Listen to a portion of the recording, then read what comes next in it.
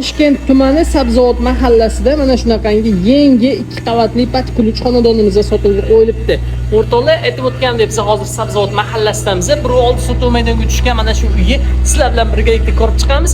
Videoni oxirigacha ko'rsanglar, narxini albatta bilib olsanglar bo'ladi.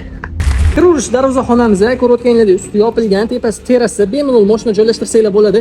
Hovlida chiroyli landshaft ishlari qilib qo'yilgan. Bu yoqda eshigi, chap tomonda bo'lsa yozgi oshxonamizga joylashyapti. Uy fasadiga o'zingizlar bitta baho berib qo'yinglar. Gap so'z bo'lishi mumkin emas. Hammamizga nasib qilsa, hozir men sizlarga ichkarilarni ko'rsatib beraman. Uyga kirganda bizani mana shunaqa kattagina hol qismi kutib oladi. O'ng tomondan boshlab ko'rsatib beraman. Bu yoqda bitta родительский spalni. Mana bu narsalarga e'tibor qilmaysizlar.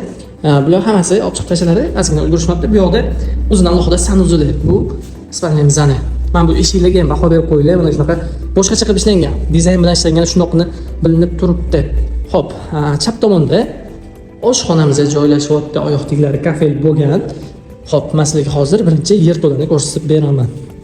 Yerto'ladamizga tushganda bizani mana shunaqa kattagina hol qismi kutib oladi. O'ng tomondan boshlaymiz. Bu yoqda prachniy xona bo'lyapti. O'zini sanuzili va bu yoqda kotelnimiz joylashgan. Xo'p, to'g'rida bo'lsa yana bitta alohida xona qilib ketilgan. Sizlar buni ko'rishingiz mumkin. Mana shunaqa holatda, mana shunaqangi dizayn ishlangan. Hozir men sizlarga yuqori qavatni ko'rsatib beraman. Ikkinchi qavatga ko'tarilish zinasi, ikkinchi qavatda bizani taxminan mana shunaqa holat kutib oladi. Umumiy 3 ta xona bo'lyapti.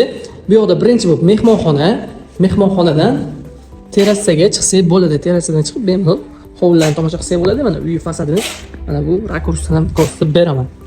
Qolgan xonalarni ham ko'ramiz. Bu yoqda bitta bolalar xonasi joylashmoqda. Uning yonida bo'lsa, ikkinchi qavatimiz uchun umumiy sanuzil va bu yoqda родительский bitta spalnya.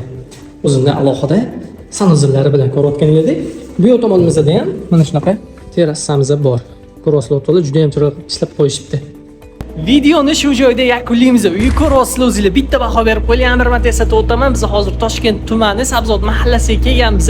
Bir oldi sotuv maydoniga tushgan mana shu xonadonni sizlar bilan birgalikda ko'rib chiqdik. Do'stlar, mana shu ko'rayotgan uylarga 170 ming so'rashyapti.